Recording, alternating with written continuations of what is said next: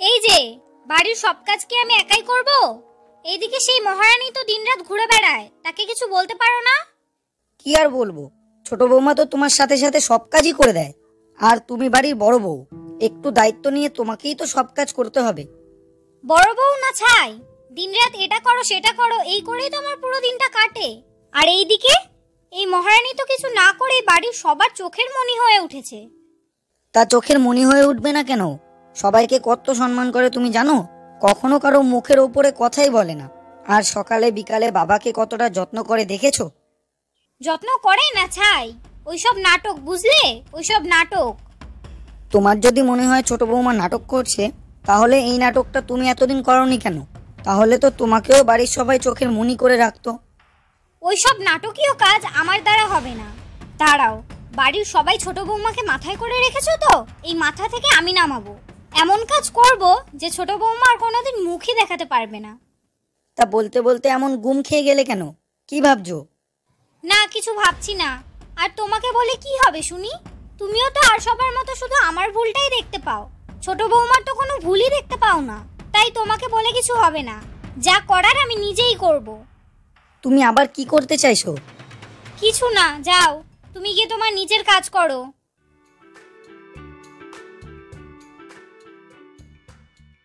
যা বাবা, যে ভালো কাজ করবে তার সুনাম করবে না? যাকগে, এই ছোটখাটো ঘরোয়া মামলায় আমার মাথা না ঘামালেও চলবে।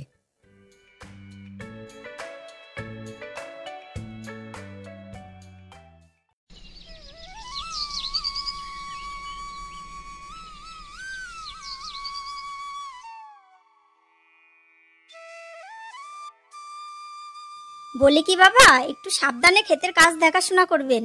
এক ফোঁটা জল যেন পায়ে না লাগে। দেখেছেন, দু একদিনের মধ্যে আপনার পায়ের ঘাটা কিরকম শুকিয়ে গেছে। এখন যদি এটার মধ্যে জল লাগে, পায়ের ঘাটা আবার বেড়ে যাবে। পায়ের ঘাটা এত তাড়াতাড়ি সারতো না, সেরে গেছে একমাত্র তোমার সেবা যত্নের কারণে।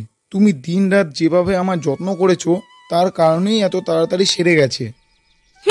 ঢং দেখো, ঢং দেখলে যেন গা পিত্তি জ্বলে যায়।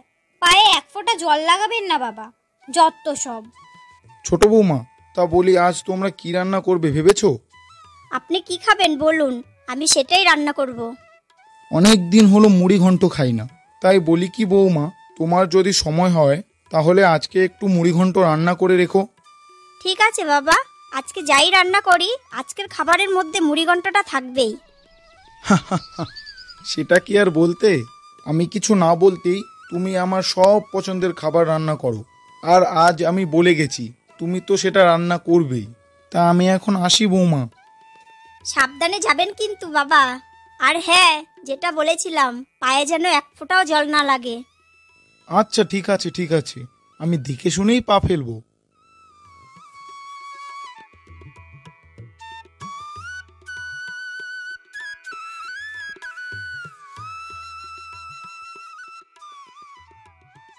বলি কি দিদি, বাবা যাওয়ার আগে মুড়িঘণ্ট খাবে বলে গেছে।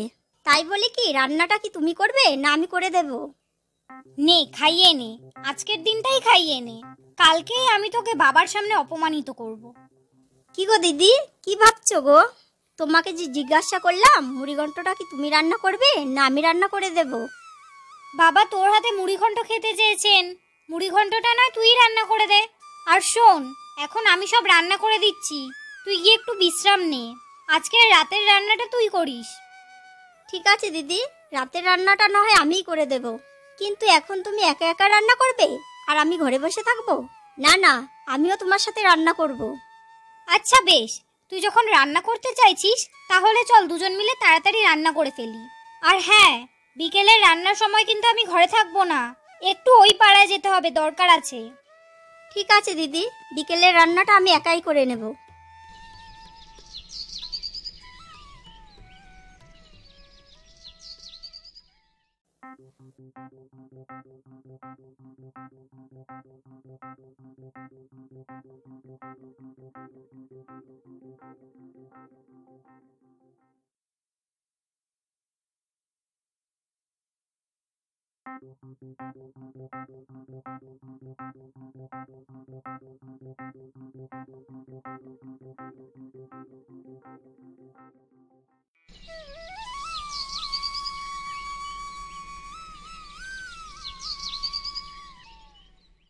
পরেশ ঘরে আছো? একটু বাইরে এসো তো, দরকার আছে।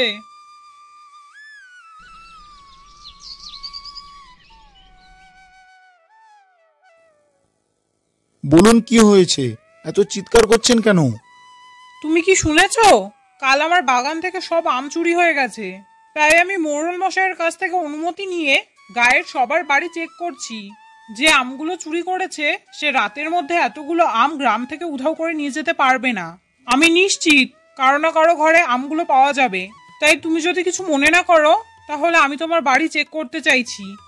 আপনার যদি মনে হয় আমার বাড়ি চেক করবেন, তা গিয়ে চেক করে আসতে পারেন, আমি কিছু মনে করব না। আর আমার বাড়িতে পাবেনটাই বা কি? আমার 2 বৌমা বাড়িতে আছে, আর 2 ছেলে, তারা দিনরাত কাজের মধ্যেই থাকে। তারা তো গিয়ে আর চুরি করবে না। যান আপনি, তা কি আপনার চেকিং, তা গিয়ে সেরে ফেলুন।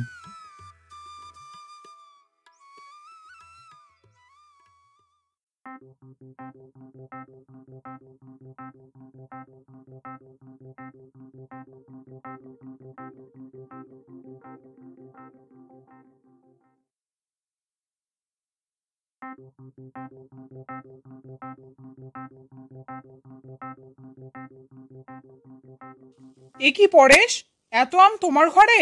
তার মানে এটাই তো দাঁড়ায় যে কাল রাতে আমার বাগানের আম তোমার বৌমাই চুরি করেছে। ছোট বৌমা, এগুলো কি? ছি, তোমাকে আমি এতটা ভালোবাসি, অবশেষে তুমি কিনা চুরি করলে? বাড়ির মান সম্মানের দিকে একবারও ভেবে দেখলে না? না না বাবা, আমি জানি না এগুলো আমার ঘরে কি করে আসলো। আর আমি তো কালকে বাড়ি থেকে কোথাও যাইনি। আপনি বিশ্বাস করুন বাবা, আমি আম চুরি করিনি। বিশ্বাস? এরপরও তোমাকে কি করে বিশ্বাস করব বলো? তুমি যদি আম চুরি না করে থাকো, তাহলে তোমার ঘরের ভেতরে এতগুলো আম কি করে পাওয়া গেল? পরেশ, তোমাদের এই ঘরের সমস্যার মধ্যে আমি থাকতে চাই না। আমার এতগুলো আম চুরি গেছে, আমাকে এর ক্ষতিপূরণ দিতে হবে। ঠিক আছে, আমি ক্ষতিপূরণ দিয়ে দিচ্ছি। 5,000 টাকার কম 1 টাকাও কিন্তু আমি নেব না।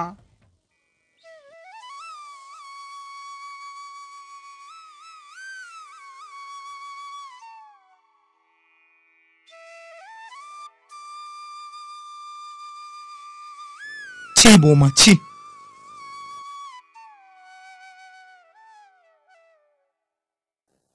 নে, সবার প্রিয় হয়ে উঠেছিলি না? এবার বেশ হয়েছে। কাল থেকে বাবা তো তোর মুখদর্শনও করবে না। তুমি বিশ্বাস করো, আমি আম চুরি করিনি। তাছাড়া কালকে তো আমি বাড়ি থেকেই বেরোইনি। আমি জানি না এতগুলো আম আমার ঘরে কি করে আসলো। তুমি যে আম চুরি করনি সেটা আমি জানি। তুমি সেটা জানো? তাহলে বলো কে করেছে এই কাজটা? সেটা এখন নয়, সময় আসলে ঠিক জানতে পারবে। তবে এখন আমি গিয়ে বাবাকে বিষয়টা বুঝিয়ে বলছি।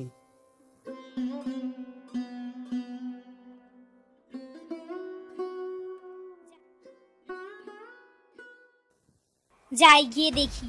মনে হয় এতক্ষণে বাবা ওকে বাড়ি থেকেই বের করে দিয়েছে। আমার যে কি আনন্দ হচ্ছে না, তা কি করে বুঝিয়ে বলি।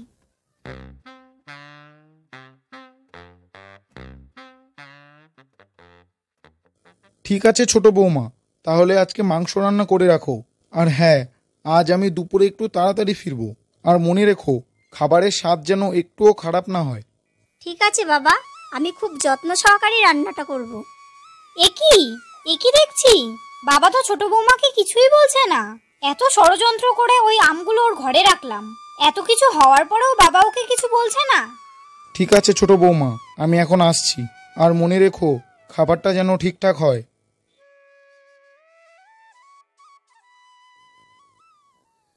দাঁড়াও না, হচ্ছে আজ খাবারটা ঠিকঠাক। আজকে আমি খাবারের 12টা বাজিয়ে দেব।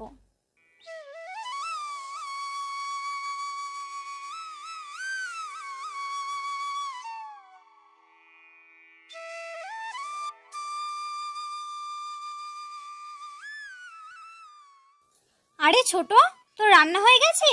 তা কি কি রান্না করলি রে আজ? মাছের ঝোল, মাংস আর ডাল রান্না করেছি। বাবা বলে গেছেন মাংসটা ভালো করে রান্না করে দিতে, তাই ভয়ে ভয়ে রান্না করলাম। দিদি একটু চেখে দেখো না কিরকম হয়েছে।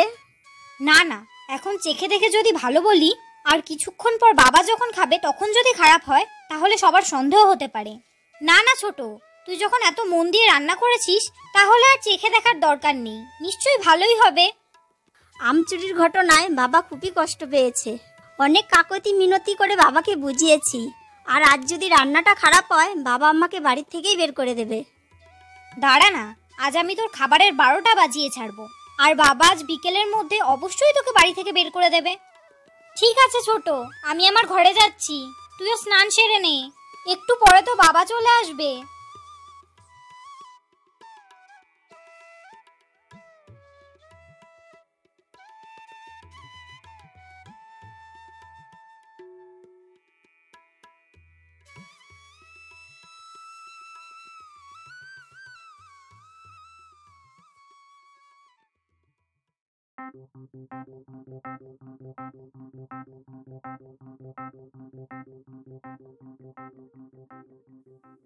যাক, কাজ সারা হয়ে গেছে।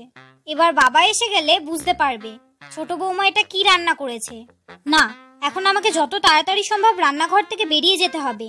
যদি কেউ দেখে ফেলে তাহলে দোষটা আমার ঘাড়ে এসে পড়বে। তাড়াতাড়ি পালাই।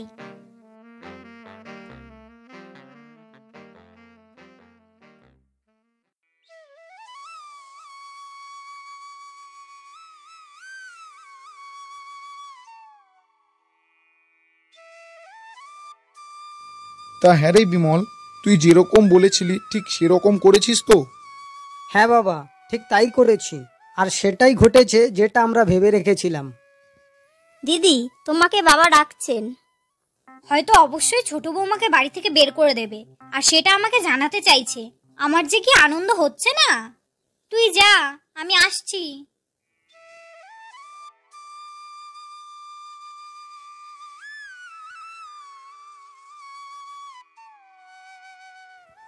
বাবা আমাকে ডাকছিলেন?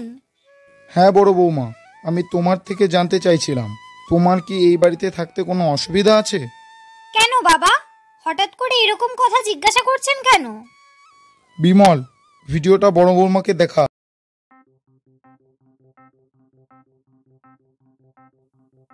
যাক, কাজ সারা হয়ে গেছে। এবার বাবা এসে গেলে বুঝতে পারবে ছোট বৌমা এটা কি রান্না করেছে। না, এখন আমাকে যত তাড়াতাড়ি সম্ভব রান্নাঘর থেকে বেরিয়ে যেতে হবে। যদি কেউ দেখে ফেলে তাহলে দোষটা আমার ঘাড়ে এসে পড়বে।